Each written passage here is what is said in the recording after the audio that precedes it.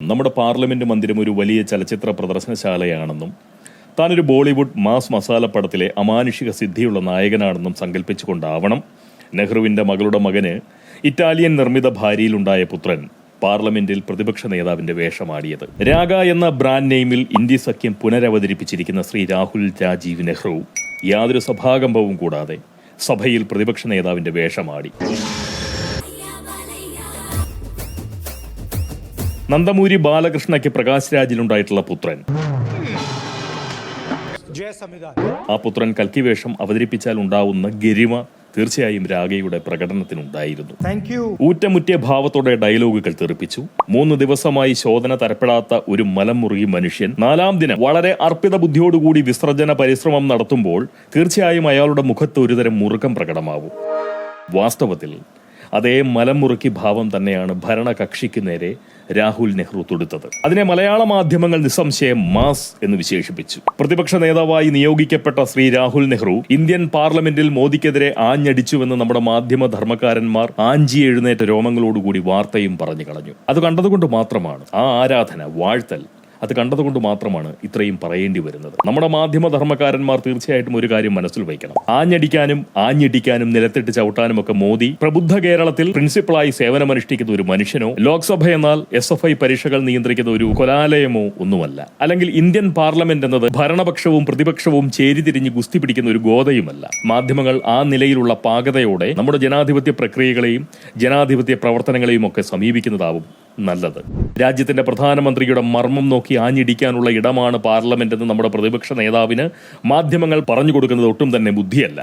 കുരങ്ങിനെ കൊണ്ട് ചുടുചോറ് വാരിക്കുന്നത് പോലെ ക്രൂരവും ബുദ്ധി ഉറയ്ക്കാത്ത ഒരു മനുഷ്യനെ കബളിപ്പിക്കുന്നത് പോലെ നിന്ദ്യവുമായ ഒന്നാണ് രാഹുൽ നെഹ്റുവിന്റെ പെരുമാറ്റ വൈകല്യങ്ങളെയും പരിമിതമായിട്ടുള്ള പൗരബുദ്ധിയെയും പ്രോത്സാഹിപ്പിച്ചു വിടുന്നത്. ഇതിൽ കൂടുതൽ ഒന്നും തന്നെ ഈ പോകൻ പറയുന്നില്ല. പ്രതിപക്ഷ നേതാവിന്റെ വേഷം കെട്ടി ജോർജ് സോറോണിന്റെ തച്ചുകാരനെ പോലെ, അല്ലെങ്കിൽ ജോർജ് സോറോൺ കീ കൊടുത്തു വിട്ടതുപോലെ രാഹുൽ നെഹ്റു ആഞ്ഞടിക്കുമ്പോൾ അദ്ദേഹത്തിന്റെ പിന്നിലിരുന്ന NK പ്രേമചന്ദ്രന്റെ മുഖത്തുനിന്ന് അളന്നെടുക്കാൻ കഴിയും രാഗയുടെ ആഞ്ഞടിയുടെ ആ കരുത്ത്. ജനാധിപത്യ ബോധവും പൗരബുദ്ധിയും സാമൂഹ്യ ചിന്തയും സംസ്കാരവും അച്ചടക്കവും വകതിരിവും മാന്യതയും മര്യാദയും ഒക്കെ അപാരമായ അളവിൽ പേർന്ന ഒരു മനുഷ്യനാണ് പ്രേമചന്ദ്രൻ. രാഗയ്ക്ക് എവിടെ പിഴച്ചുവെന്നും എവിടെയൊക്കെയാണ് രാഗ വസ്തുതകൾ പറഞ്ഞതെന്നും എപ്പോഴൊക്കെയാണ് രാഗ അബദ്ധത്തിന്റെ ആവേശരൂപമായതെന്നുമൊക്കെ പ്രേമചന്ദ്രന്റെ മുഖം വായിച്ചവർക്ക് കൃത്യമായി പിടികിട്ടും. രാഗ പാർലമെന്റിൽ മാസായെന്ന് പറഞ്ഞ് പൂടാഞ്ചപ്പെടുന്ന മാധ്യമ ധർമ്മക്കാരന്മാർ ഒന്ന് മനസ്സിലാക്കണം. മാസിൽ നിന്ന് മാനവികതയുടെയും മര്യാദയുടെയും മാന്യതയുടെയും ഒക്കെ ആ അങ്ങ് മാഞ്ഞാൽ മിച്ചമാകുന്നത് വെറും ആസ് മാത്രമാകും. ആസ്. നമ്മുടെ പ്രതിപക്ഷ നേതാവ് മാസൊന്നുമാകണ്ട, ആസാകാതിരുന്നാൽ മാത്രം മതി. അതിനുള്ള വഴിയാണ് പ്രതിപക്ഷ ബുദ്ധിയുള്ള മനുഷ്യരും മാധ്യമങ്ങളും ഒക്കെ നോക്കേണ്ടത്. നമുക്കറിയാം, ജോർജ് സോറോണിന്റെ ശമ്പളം പറ്റുന്ന സാമൂഹ്യ വിരുദ്ധർ ലോകമെമ്പാടുമുണ്ട്. മാധ്യമധർമ്മക്കാരായും നവമാധ്യമ പ്രവർത്തകരായും ജനസേവന വ്യവസായികളായും വമ്പൻ നേതാക്കളായും ഒക്കെ സോറോണിന്റെ ശമ്പളം പറ്റുന്നവർ ഈ രാജ്യത്തും ധാരാളമായിട്ടുണ്ട്. സോറോണിന്റെ ശബ്ദം ഒരു ഇന്ത്യക്കാരന്റെ ശരീരത്തിലൂടെ ഇന്ത്യൻ പാർലമെന്റിൽ മുഴങ്ങാതിരിക്കട്ടെ എന്ന ഒരു ആഗ്രഹം എന്തായാലും ഈ പോങ്ങൻ വെച്ച് പുലർത്തുന്നുണ്ട്. അത് കുറച്ചുള്ള പരിഷ്കാര ബുദ്ധിയും പുരോഗമന ഭാവവും മതേതര ബോധവും ഒക്കെ മതി ഈ പോങ്ങന്. പ്രതിപക്ഷ നേതാവ് എന്ന നിലയിൽ രാജ്യത്തിന്റെ പ്രധാനമന്ത്രിയെ വിമർശിക്കേണ്ട ഇടങ്ങളിൽ തീർച്ചയായിട്ടും വിമർശിക്കണം. പിന്തുണ നൽകേണ്ടടുത്ത് അത് നൽകുകയും വേണം. ശരിയായ വഴിയെ സർക്കാരിനെ അഴിച്ചുവിടുകയും തെറ്റായ പാതയിലേക്ക് കടക്കാതെ സർക്കാരിനെ കാക്കുകയുമാണ് പ്രതിപക്ഷത്തിന്റെ പ്രഥമ ചുമതല. അതിന് സാധിക്കണമെങ്കിൽ ശരിയായ വഴി ഏതെന്ന് അറിയണം. തെറ്റായ വഴിയെപ്പറ്റി കൃത്യമായ ബോധ്യമുണ്ടാവണം. ആ തിരിച്ചറിവാണ് പ്രതിപക്ഷത്തിന് വേണ്ടത്. തീർച്ചയായും ആ ബോധ്യമുള്ളവനാവണം ഒരു പ്രതിപക്ഷ നേതാവ്. അല്ലാതെ PR ഏജൻസി വായിൽ തിരികെ തരുന്ന പരസ്യവാചകങ്ങൾ അപാരമായിട്ടുള്ള ആത്മവിശ്വാസത്തോടുകൂടി ആർക്കു മുന്നിലും നാക്കുകൊണ്ട് തുപ്പുക എന്നതല്ല തികവൊത്ത ഒരു പ്രതിപക്ഷ നേതാവിന്റെ ലക്ഷണം. ഭയമല്ലൻ സമരായുധം എന്ന് സാഹിത്യ വീമ്പടി നടത്തിയത് കൊണ്ടോ വായ കൊണ്ട് സ്നേഹ കട തുറന്നതുകൊണ്ടോ പ്രയോജനമില്ല. വൈരാഗ്യബുദ്ധിയുള്ളവനല്ല രാഗ എന്ന ബോധ്യം പ്രവൃത്തിയിലും പെരുമാറ്റത്തിലും ഒക്കെ തീർച്ചയായിട്ടും രാഗ കാണിക്കണം. രാഗ വായിൽ സ്നേഹക്കട തുറന്ന് വെക്കുകയും നാക്കുകൊണ്ട് സ്നേഹം വിളമ്പുകയും ചെയ്തിട്ട് കാര്യമില്ല. ആ സ്നേഹം എന്ന് പറയുന്നത് തീർച്ചയായിട്ടും പെരുമാറ്റത്തിലും പ്രവൃത്തിയിലും ഒക്കെ പ്രകടിപ്പിക്കാൻ തീർച്ചയായിട്ടും സാധിക്കണം. അങ്ങനെ സാധിച്ചാലേ ഗുണമുള്ളൂ. ഭയമില്ലായ്മയാണ് എന്റെ സമരായുധം എന്നൊക്കെ പറഞ്ഞു കഴിയുമ്പോൾ അത് കേൾക്കാൻ രസമുള്ളൊരു കാര്യമാണ്. പക്ഷേ ആ ഭയമില്ലായ്മ എന്ന് പറയുന്ന ഒരു അവസ്ഥയിലൂടെ കടന്നു പോകാൻ കഴിയുന്നുണ്ട് എന്നുണ്ടെങ്കിൽ നമ്മൾ പറയുന്ന ഭരണഘടനയെ പോലും വിറപ്പിക്കാൻ കഴിയുന്നത്ര ഫാസിസ്റ്റുകളാണെന്ന് പറയുന്ന ഇവരുടെ ആ ഫാസിസത്തിന്റെ ശക്തിയില്ലായ്മ തന്നെയാണ് രാഹുലിനൊക്കെ ഭയമില്ലായ്മ സമരായുധമാക്കാൻ സാധിക്കുന്നത്. അല്ലേ? അങ്ങനെ ഒരു വശവും കൂടി അതിനകത്തുണ്ട്. ശരിയല്ലേ?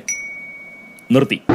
പ്രതിപക്ഷം എന്നാൽ ജോർജ് സോറന്റെ കൂലിപ്പട്ടാളമാണെന്ന് സാമാന്യ ബോധമുള്ളവരെ കൊണ്ട് പറയിപ്പിക്കാത്ത നിലയിൽ പ്രവർത്തിക്കാനും നാവാട്ടാനും പറ്റണം. 8,500 രൂപ കൊടുക്കാമെന്ന് ചുമ്മാ വെറുതെ ഒന്ന് പറഞ്ഞു പറ്റിച്ചാൽ മാത്രം മതി സ്വന്തം വോട്ട് ദാനിക്കാൻ മടിയില്ലാത്ത സോറന്റെ മക്കളായി ചുരുങ്ങാൻ ഈ രാജ്യത്ത് പൗരന്മാരുണ്ട്. 6 പതിറ്റാണ്ടിലധികം കോൺഗ്രസ് ഭരിച്ചിട്ടും 8,500 രൂപ കൊടുക്കാമെന്ന് പറഞ്ഞാൽ കോൺഗ്രസിന് ഇനിയും വോട്ട് കൊടുക്കാൻ ആളുകൾക്ക് കഴിയുന്നത് ആർത്തി കൊണ്ടല്ല, അവരുടെ വിവരമില്ലായ്മ കൊണ്ടുമാവില്ല. ജനാധിപത്യ ബോധത്തിന്റെ കുറവിനെയും നമുക്ക് കുറ്റം പറയാൻ കഴിയില്ല. അവരുടെ സാമ്പത്തിക സാഹചര്യം അത്ര ദയനീയമായതുകൊണ്ടാണ് അവരങ്ങനെ കബളിപ്പിക്കപ്പെടുന്നത്. അടുത്ത 5 കൊല്ലത്തിനകം അവരുടെ സാമ്പത്തിക സാഹചര്യം മെച്ചപ്പെടുത്താൻ വേണ്ടുന്ന പ്രവർത്തനങ്ങൾ BJP കാഴ്ചവെച്ചില്ലെങ്കിൽ സോറന്റെ കൂലിപ്പട്ടാളം അവരെ ഇനിയും വേട്ടയാടി വോട്ട് നേടും. രാഹുൽ നെഹ്റുവിനോട് ഒരു കാര്യം തീർച്ചയായിട്ടും പോകാൻ വളരെ ആത്മാർത്ഥതയോടെ, പ്രതിപക്ഷ ബുദ്ധിയോടുകൂടി, സഹകരണ ബോധത്തോടുകൂടി പറയാം. അലൻ ജോസ് പെരേരയും ആറാട്ടണ്ണനും എല്ലാം ആഘോഷിക്കപ്പെടുന്ന, ഈ ബുൾജറ്റും സഞ്ജു ടെക്കിയും ഒക്കെ ഇൻഫ്ലുവൻസേഴ്സ് ആവുന്ന, നിപാതിശാന്തനും സ്ത്രീചിത്രനും ഒക്കെ സാംസ്കാരിക നായകളാകുന്ന, കനേഡിയൻ അക്കച്ചിയും കൗപാലനും കൗപാലി നായരുമൊക്കെ നവോത്ഥാന നായികന്മാരാകുന്ന നാടാണ് നമ്മുടെ നവകേരളം. അതുകൊണ്ട് തന്നെ നവകേരളത്തിലെ സാമ്പ്രദായിക, സാമൂഹ്യ, നവമാധ്യമ ധർമ്മക്കാരന്മാരുടെ ആഘോഷത്തിന് ഇരപ്പെടുന്നത് അത്ര കണ്ട് അഭിമാനകരമായിട്ടുള്ള സംഗതിയാണെന്ന് താങ്കൾ തീർച്ചയായിട്ടും കരുതരുത്. അത് അപമാനകരമായിട്ടുള്ള സംഗതിയാണെന്ന് കരുതിയാൽ പോലും അതിൽ സത്യമുണ്ട്, വാസ്തവമുണ്ട്. കിട്ടിയോ? അതുകൊണ്ട് ദയവായി അങ്ങ് അവരുടെ പ്രശംസയിൽ വീഴരുത്. അതുപോലെ കക്ഷി രാഷ്ട്രീയ പോരടി, വമ്പു പറച്ചിൽ, വീമ്പടി, ഗുസ്തിപിടുത്തം മുതലായിട്ടുള്ള കലാകായിക പരിപാടികൾ അവതരിപ്പിക്കാനുള്ള വേദിയാണ് നമ്മുടെ ഇന്ത്യൻ പാർലമെന്റ് എന്ന് താങ്കൾ ധരിക്കുകയും അരുത്.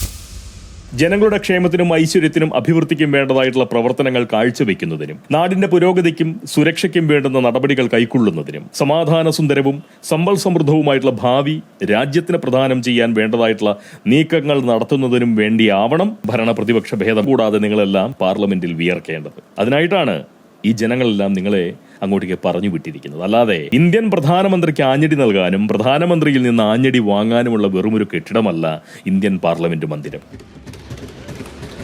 അപാരമായിട്ടുള്ള ആത്മവിശ്വാസത്തോടെ അബദ്ധം പറയുമ്പോൾ അത് ആഘോഷിച്ചുകൊണ്ട് പിന്നിൽ നിന്നും വാനരബുദ്ധിയോടുകൂടി ഡെസ്കടി നടത്തുന്ന പ്രതിപക്ഷാംഗങ്ങളെ അപ്പാടെ നമ്പുകയേ അരുത്. പറ്റുമെങ്കിൽ ആലപ്പുഴ ഗാന്ധിയനായിട്ടുള്ള വേണുഗോപാലന്റെ കക്ഷത്തിൽ നിന്നും തലവലിച്ച് NK പ്രേമചന്ദ്രനെ സമൂലം നമ്പാൻ നോക്കണം. കക്ഷി രാഷ്ട്രീയം നോക്കണ്ട, പക്ഷരാഷ്ട്രീയം നോക്കിയാൽ മതി തൽക്കാലം. അങ്ങനെയെങ്കിൽ തീർച്ചയായിട്ടും രാഹുൽ നെഹ്റുവിന് നല്ലതേ വരൂ. അതല്ല എന്നുണ്ടെങ്കിൽ, ഇതാണ് പ്രകടനമെങ്കിൽ, ഈ പ്രകടനത്തിനാണ് ഇങ്ങനെ കയ്യടി പ്രതിപക്ഷാംഗങ്ങളിൽ നിന്നും മാധ്യമങ്ങളിൽ നിന്നും ലഭിക്കുന്നതെങ്കിൽ അടുത്ത തവണ തീർച്ചയായിട്ടും 99 സീറ്റിൽ നിന്നും ഒരു 50 സീറ്റെങ്കിലും കീഴോട്ട് വർദ്ധിക്കാനുള്ള എല്ലാ സാധ്യതയും പോകൻ കാണുന്നുണ്ട്. യാതൊരു വിരോധവും കൊണ്ടല്ല പോകൻ ഇത് പറയുന്നത്. തീർച്ചയായിട്ടും പോകൻ പ്രതിപക്ഷ ബുദ്ധിയുള്ള ഒരാളാണ്. കോൺഗ്രസ് തളർന്നു പോകണമെന്ന് ആഗ്രഹിക്കുന്ന ഒരാളല്ല. പക്ഷെ കോൺഗ്രസ് എന്തൊക്കെ പഴികൾ ഇപ്പോൾ നിലവിൽ കേൾക്കുന്നുണ്ടോ ആ പഴികളെല്ലാം മാറ്റിക്കൊണ്ട് നല്ല പ്രതിപക്ഷമായിട്ടിരിക്കാൻ വേണ്ടുന്ന പ്രവർത്തനങ്ങളാണ് കാഴ്ചവെക്കേണ്ടത്. ഭരണം നടത്താൻ കഴിയുന്ന നിലയിലേക്ക് രാഗ വളർന്നു, രാഗയുടെ ഒരു പൗരബുദ്ധി വളർന്നു, ജനാധിപത്യ ബോധം വളർന്നു എന്നുള്ള ഒരു തോന്നൽ തീർച്ചയായിട്ടും പോകാനില്ല. അതുകൊണ്ട് തൽക്കാലം നല്ലൊരു പ്രതിപക്ഷമാകാൻ വേണ്ടുന്ന പ്രവർത്തനങ്ങൾ രാഗയിൽ നിന്നുണ്ടാവട്ടെ. അതിന് അങ്ങനെ ഒരു പ്രവർത്തനം നടത്താൻ രാഗയ്ക്ക് കഴിയട്ടെ. തീർച്ചയായിട്ടും കേരളത്തിലെ മാധ്യമധർമ്മക്കാരന്മാരുടെ വിമർശനം നേടുന്ന നിലയിൽ പ്രവർത്തിക്കാൻ കഴിയുകയാണെന്നുണ്ടെങ്കിൽ അതോളം ഒരു നല്ല കാര്യം പ്രതിപക്ഷ സേനയ്ക്ക് കിട്ടാനില്ല എന്നുള്ള ഒരു തോന്നലാണ്, ഒരു ബോധ്യമാണ് തീർച്ചയായിട്ടും ഈ പോങ്ങനുള്ളത്. കിട്ടിയോ?